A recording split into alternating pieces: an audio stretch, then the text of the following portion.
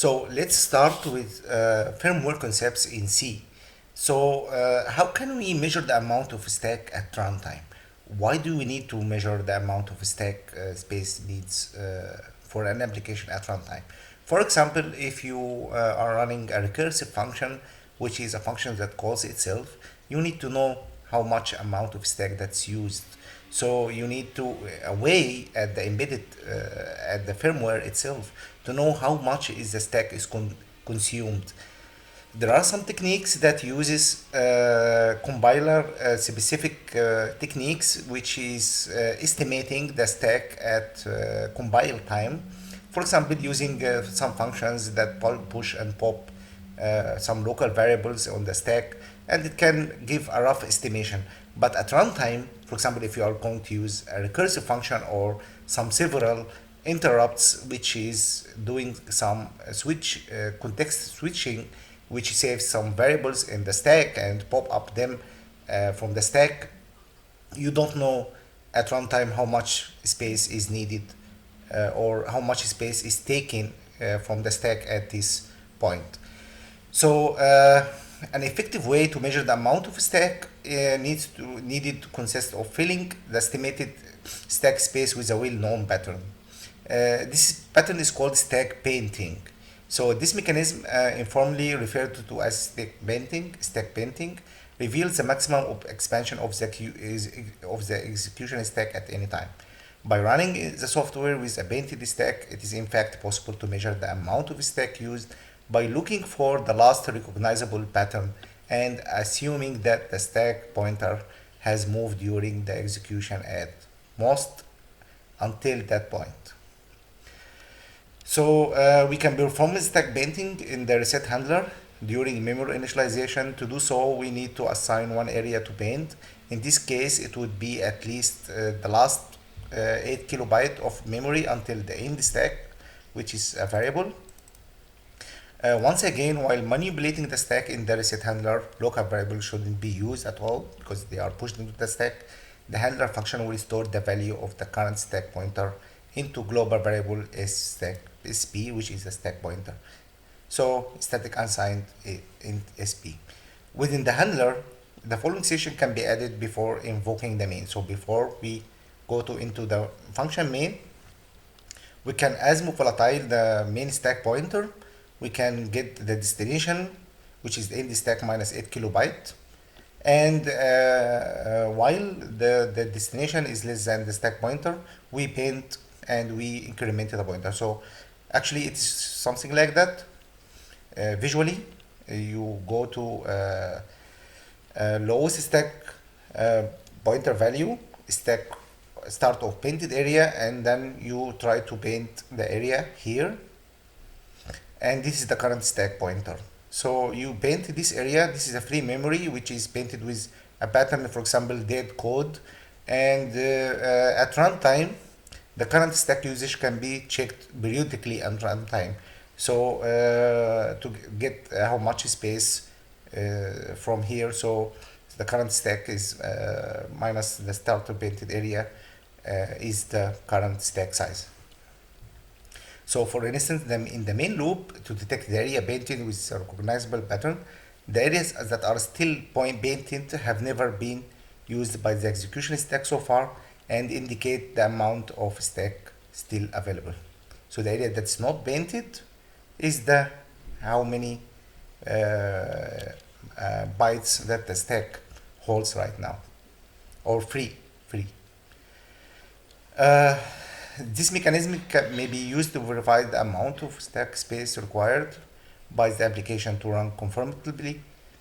And according to the design, this information can be used later on to set a safer lower limit on the segment that can be used for the stack. For example, if you have an embedded firmware and you assure now that you have a stack that uses just 10 kilobytes, then you can set a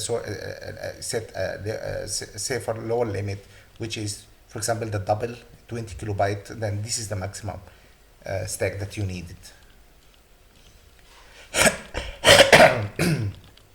Let's move to another topic, explicit type of 8 bits of bit width. So one of the main functions of the firmware is to configure hardware, which usually involves register and memory access. Most register and memory buses will have a bit width that's multiple of byte. For example, there is a big 32-bit, big 8, which is has a native. The CPU has its own native word length, bit width for bus and register file. The size of integer type varies from one compiler to another.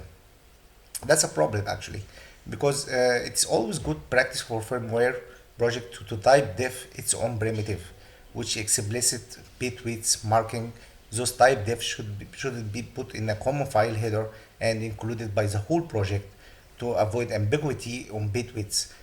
For example, if you are writing cross compiling code, for example, in one project with big 8 and one other project with big 32, you need one header which type def all the data types to a common format, and then it is used by the compiler at compile time to use the dedicated data type. For example, here we type def if we this is a look for how can a header file can be done for this purpose. So if we have an 8051 kind compiler, we define the unsigned long as unsigned long int as 32, short unsigned short as 16-bit, unsigned character as U8. If it is an ARM 32-bit, for example, we define the unsigned character as this, as U8, unsigned short is U16, long as U64, and at runtime, at compile time, if you define one of these macros, so for example, if you target another platform with 8051, then it will use these data types. If you target another ARM architecture, it will use these data types. So you write a cross-platform firmware which runs on different architectures. The third topic that we are gonna talk today, as we mentioned in the previous section, each CPU has its own word length bit width, and it varies from one platform to another. So due to the broad scope of embedded CPUs, the word length can be as small as 8-bit like Intel 8051 or big as 32-bit like ARM processor. There are some processors also that support 64 bits, and most systems would also allow memory access with a width less than the native word length. For example, most 32-bit CPUs can read and write memory in a single byte as well with degraded efficiency. And it gives rise to the alignment issue for all data structures.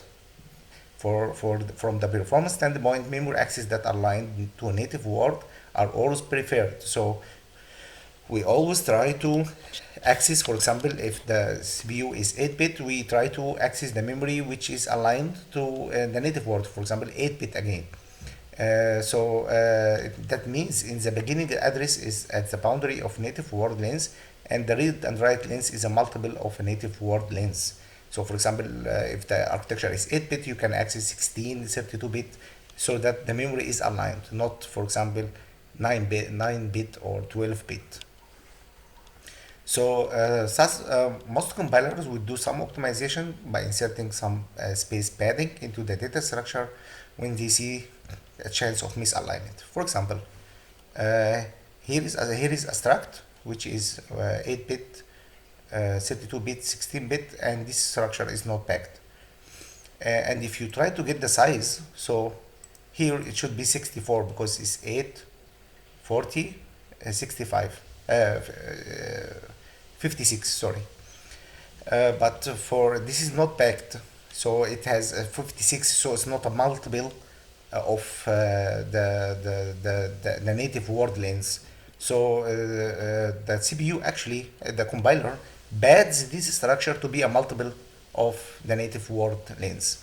So for a 32-bit CPU, the compiler will insert a padding of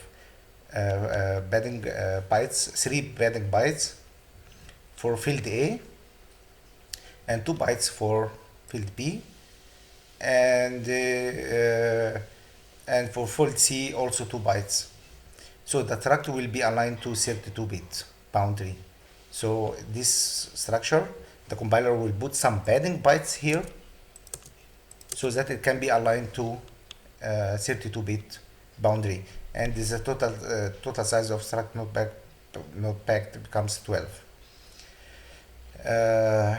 So here it's 1 byte, 2 byte, 4 bytes, so it's 3, and this 2 is 6, so it will be add again padding with 6, so it will be multiple of 12.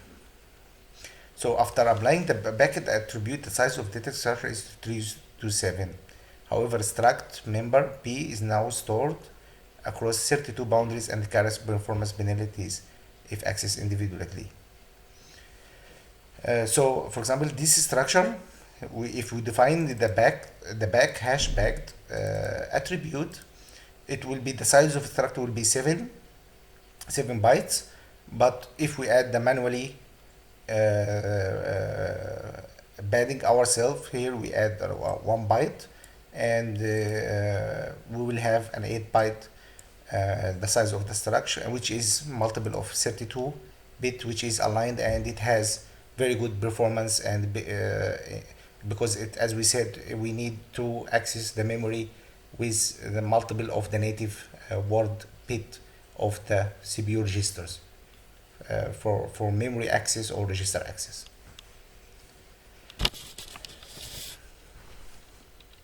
So we go to the fourth topic is the type qualifier volatile. So as we all know, RAM access is much more slower than register access because you access it from outside, not from the CPU native. So there is a path to the memory and you don't access it immediately. And if you know beforehand that a certain variable will be used frequently, you would like to be stored in register to speed up the sequence access, because the CPU has registers itself, and you need to it will be very fast because it accesses its own registers, not from another path, which is the memory. So one way to achieve such acceleration is to specify the storage classes of that variable as register instead of auto. So you specify the keyword register with all the variables, so that the compiler will store the variable in a register if there is one available. However, such manual optimization has its limitations and is usually unnecessary in practice. Instead, you could let the compiler to figure out the best register allocation scheme by turning on the optimization switch. And most modern C compilers do a good job in this regard. So actually, you don't need to write your own register keyword. Actually, the compiler does all this stuff for you. So let's see how can the compiler optimize the memory access. The results shown here are produced with 32-bit with Cygwin on a 64-bit x68 machine running Windows 10. This is the object file format. We will have it. If you run it with Cygwin, the assembly code will be used 64-bit instructions, but the same idea of the optimization applies. So if you run this piece of code, suppose we have a global variable which is a register, for example, if we need to access it, and we have a pointer to it, and we need to get the cumulative sum of this pointer, of that pointer that holds this register. So if we look at the assembly file, so here this is without optimization. So it accesses actually the register from memory, and this is with optimization. So check please after doing the optimization flag in your compiler. Replacing the memory access with register access could have harmful side effects, which in turn lays the ground for inconsistency between the debug build and the release build. The release build will always be faster because it uses registers for storing the variables and stuff like that, and the debug build will try to access from memory, which is slow, and that's why we have a debug build which is slow, and release always can be faster because it has some optimization factors that the compiler does, and it can be much more faster for release build because it uses the register access, not the memory access. So how can we access the peripheral registers? So in hardware, peripheral registers are usually memory mapped into memory space. So the following mixed use of constant and volatile is recommended when these registers are being operated on. Because as we said, a volatile keyword is always be useful, for example, using in an interrupt routine or in a memory mapped register which can be changed at runtime, or if the optimization actually fucks up with the register, so you actually need to use volatile. There are a lot of uses for volatile, and you need to use it for accessing memory mapped peripherals like registers or any memory map peripheral. So actually use volatile and sign int constant to specify register access. In practice, unsigned int can be replaced by, of course, U32 or U16. Here is an example of such a practice where control register is written followed by a waiting on the busy flag. So we have defined a busy flag. So we try to access a register which is at this address, and this is register control. This is the register status, and you try to get the value of the register control and try to assign it some value. This will produce an error because we specified constant, because we cannot write. We need the pointer, and here is how we can check a busy flag with the register status. So here the experiment actually says that you use constant volatile type pointer to explore a read-only data buffer if you just read it. If the peripheral exposes a buffer of read-only data, so you need a pointer of constant value, volatile type. Asterisk can be used to explore the data because we get difference the data with an additional sanity check for the compiler to prevent inadvertent writes to the buffer. For example, here. So we try to just read into data. We read the register, but of course, if we need to assign something to the register, it will produce an error. That's why we need a constant here, because we need to only read only the peripheral, not write to it something. Use the volatile type asterisk to read and write buffer if the peripheral exposes a bidirectional buffer to the CPU. So if the peripheral actually gives you a read and write choice, so you can use the type asterisk pointer like this. So another, like I said, in the volatile also, it's a very important keyword in C. So as we stressed in the previous sections, it's quite possible for the data to be modified externally. And this is the main reason why the volatile keyword was introduced in C. In addition to the recommended practice, firmware engineers should also recognize the atomic operation. So, for example, if P is a pointer to 32-bit volatile data, memory mapped, there is a peripheral data buffer, for example, the UART or the SPI. The statement will generate this statement if we need to write something to that register. We will use, of course, a volatile. But if you don't use volatile, it will have problems. But what is meant by atomic operation? Why it's a problem? An atomic operation is an operation that can be executed in one cycle. So it takes nothing. It just prompts and it writes or read automatically. So it's called atomic. That's why it's called. It's called atomic operation.